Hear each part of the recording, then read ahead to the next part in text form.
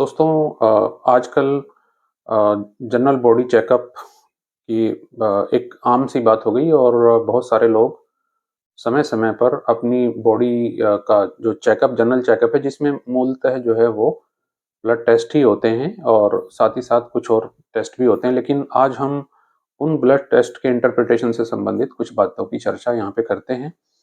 और ये इसमें क्या कोई बहुत अधिक समस्या हो सकती है, कुछ नॉर्मल वेरिएशंस होते हैं, आइए उसके बारे में चर्चा करते हैं। तो सबसे पहला जो कॉमनेस्ट टेस्ट है वो होता है सीबीसी जिसको कि हम कंप्लीट ब्लड टेस्ट कहते हैं। इस कंप्लीट ब्लड टेस्ट में बेसिकली जो सबसे पहले होता है वो होता है हीमोग्लोबिन। और हीमोग्लोबिन की जो सामान्य रेंज होती है बेसिकली वो मेल में, मैं इंडियन स्टैंडर्ड्स की बात कर रहा हूँ यहाँ पर, वो 13 से 16 और जो फीमेल में होती है बेसिकली वो 12 से 14 या 15 या कई जगह पे 16 तक रेंज लिखी रहती है। तो यहाँ पर हीमोग्लोबिन यदि किसी में कम हो रहा है तो उसको हम एनीमिया कहते हैं। और कुछ कंडीशंस ऐसी भी होती हैं जिसमें हीमोग्लोबिन नॉर्मल से बढ़ा हुआ मिलता है।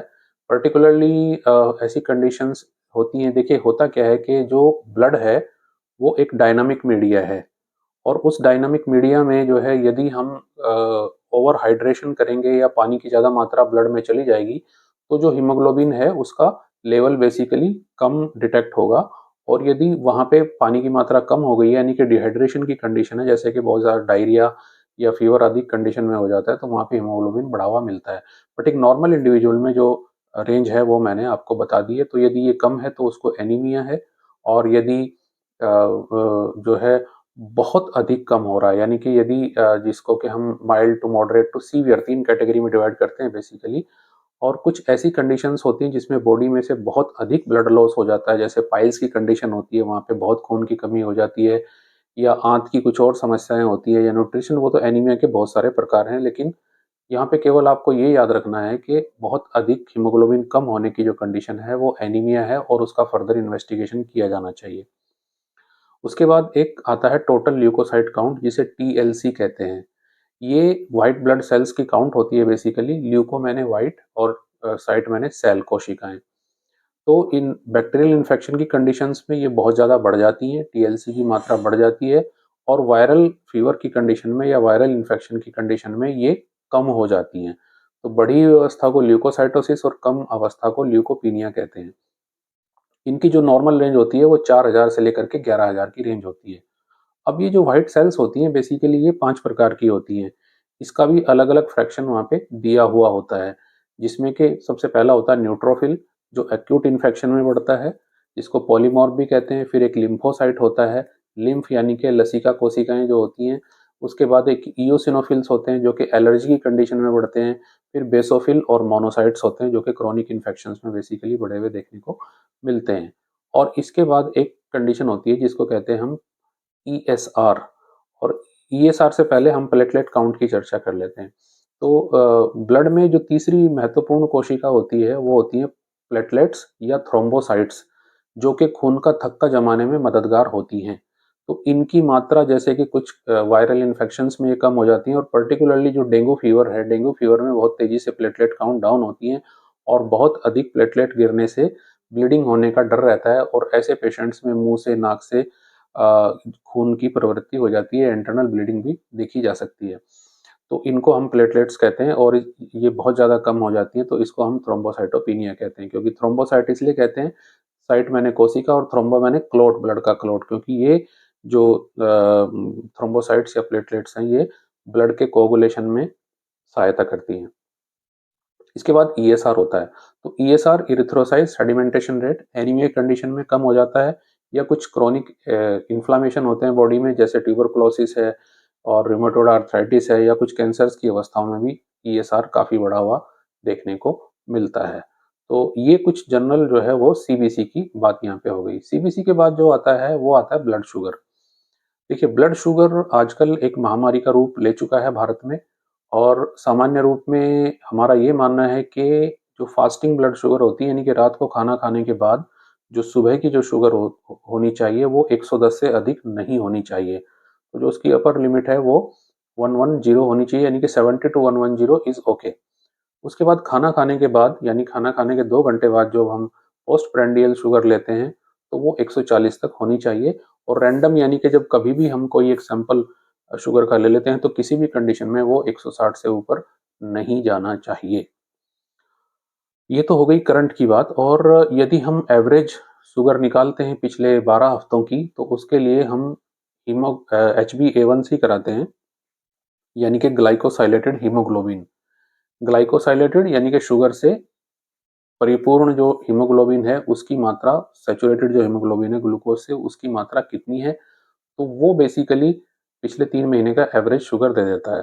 तो जैसे कि उसकी जो नॉर्मल रेंज होती है वो 4.5 टू 5.5 होती है और हम ये मानते हैं कि 7 तक जो है वो प्रॉपर कंट्रोल माना जाता है। डायबिटिक्स जो होते हैं वो 6 से ऊपर वाले जो पेशेंट्स होते हैं वो डायबिटिक्स माने जाते हैं और उसमें 7 तक जो है वो गुड कंट्रोल होता है। 8 तक जो है फेयर कहते हैं हम उसको, एवरेज। और 8 से ऊपर यदि वो जा रही है तो वो अनकंट्रोल्ड डायबिटीज की श्रेणी में आता है।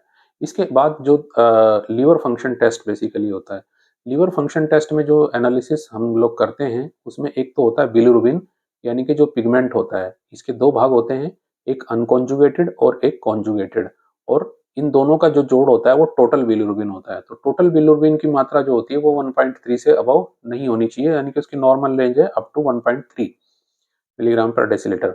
और जो अनकॉन्जुगेटेड है that should not be above 1 और जो कॉन्जुगेटेड है वो 0.3 से अबव नहीं होना चाहिए। नॉर्मली जो इन्फेक्शंस होते हैं उनमें अनकॉन्जुगेटेड बिलिरुबिन बढ़ते हैं और किसी प्रकार का ऑब्स्ट्रक्शन होने से या रुकावट होने से जो है वो कॉन्जुगेटेड बिलिरुबिन बढ़ता है। तो इससे हम ये पता लगा सकते हैं। इसमें एक कंडीशन होती है जिसको गिलबर्ट सिंड्रोम कहते हैं।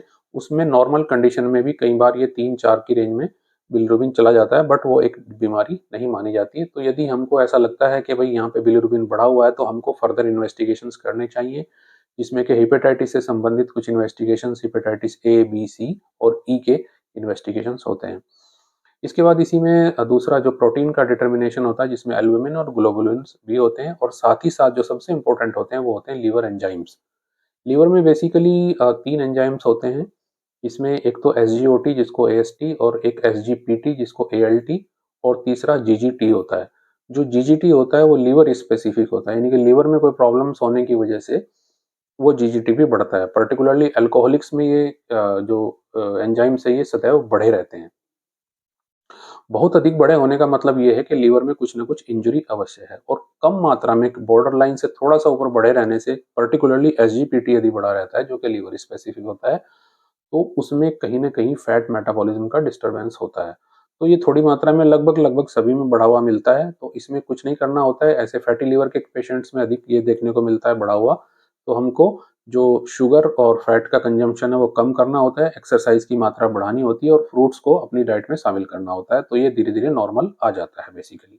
इसके बाद आता है केएफटी यानी कि किडनी फंक्शन टेस्ट, जिसमें 2 टेस्ट बहुत इंपॉर्टेंट और सेंसिटिव होते हैं। पहला जो किडनी स्पेसिफिक है वो सीरम क्रिएटिनिन। सीरम क्रिएटिनिन की जो नॉर्मल रेंज होती है वो अप टू 1.1 तक ही होती है, 1.2 तक किसी-किसी केसेस में कुछ जगह पे ये माना जाता है। उससे ऊपर यदि क्रिएटिनिन जा रहा है तो कहीं न कहीं किडनी के फंक्शंस में कुछ ना कुछ प्रॉब्लम्स है। और एक ब्लड यूरिया।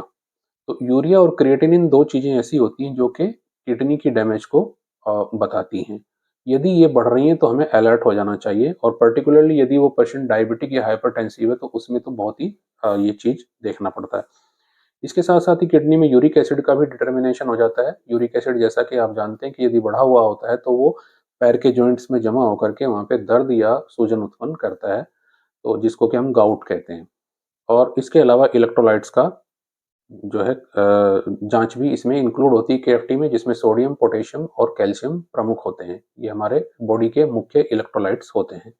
इसके बाद आता है लिपिड का नंबर। जब भी लिपिड की जाँच करानी हो तो कम से कम 10 घंटे का फास्टिंग होना ज़रूरी है, क्योंकि कुछ भी यदि आप बाय माउथ लेते हैं तो ट्राइग्लिसराइड्स बढ़े हुए मिल जाते हैं। तो जो लिपिड्स हैं उसमें जो सबसे मतलब जब हम खाना खाते हैं तो उसके बाद उसका जो कन्वर्शन होता है वो ट्राइग्लिसराइड्स में होता है, जो सबसे बेसिक जो फैट माना जाता है। उसके बाद उसके अन्य जो विभाग होते हैं उनमें कोलेस्ट्रॉल जो कि 200 तक होना चाहिए और कोलेस्ट्रॉल के बाद इसके 3 भाग होते हैं, वीएलडीएल, एलडीएल और एचडीएल। वीएलडीएल का मतलब होता है वेरी लो डेंसिटी लाइपोप्रोटीन, और लो डेंसिटी लाइपोप्रोटीन एलडीएल, और हाई डेंसिटी लाइपोप्रोटीन। तो जो वीएलडीएल और एलडीएल होते हैं ये थोड़ा सा डेंजरस होते हैं, इनको बिल्कुल कम मात्रा में होना चाहिए। जो एचडीएल होता है वो एक गुड फैट माना जाता है, और ये जितना ज़्यादा होगा उतना हार्ट के लिए अच्छा होता है। तो इस प्रकार से ये लिपिड प्रोफाइल के बारे में यहाँ पे बात हो गई है। उसके बाद थायराइड आती है। थायराइड में एक थायराइड स्टिमुलेटिंग हार्मोन होता है।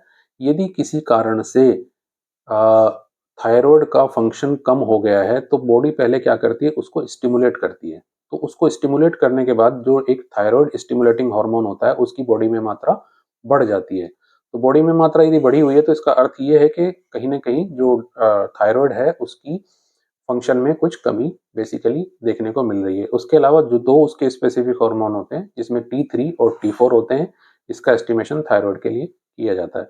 साथ ही साथ जनरल बॉडी चेकअप में विटामिन B12 और विटामिन डी का भी एस्टिमेशन होता है।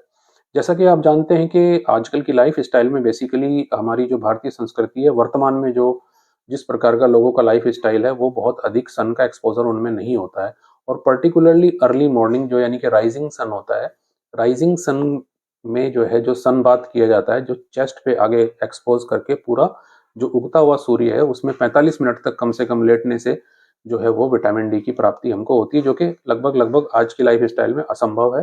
तो इसलिए अधिकांश लोगों में विटामिन डी की मात्रा कम देखने को मिलती है। विटामिन डी एक बहुत महत्वपूर्ण विटामिन है जो कि हमारी बोन्स के लिए तो बेनिफिशियल है ही है, साथ ही साथ बॉडी की नर्व्स के लिए और बॉडी की इम्यूनिटी में भी बहुत इंपॉर्टेंट पार्ट प्ले करता है। तो इसलिए इसका भी ध्यान यहाँ पे रखना चाहिए। इसके बाद दूसरा होता है vitamin B12। Vitamin B12 basically nervine हम इसको विटामिन बोलते हैं, जो नर्व्स की जो हेल्थ है उसके लिए ये बहुत इंपॉर्टेंट होता है। तो इसकी भी असेसमेंट की जानी चाहिए। यदि किसी व्यक्ति को न्यूराइटिस या इस तरीके की चीज़ें हैं तो विटामिन B12 का असेसमेंट भी बेसिकली यहाँ पे किया जाना चाहिए। तो ये कुछ जो है जनरल ब्लड के टेस्ट बेसिकली होते हैं, और इनका जो मैंने एक बेसिक आपको आइडिया बताया इसके बारे में आपको पता होना चाहिए, और यदि कहीं पे कोई समस्या मिलती है तो उसके आगे फर्दर इन्वेस्टिगेशंस किए जाने चाहिए। Thank you very much.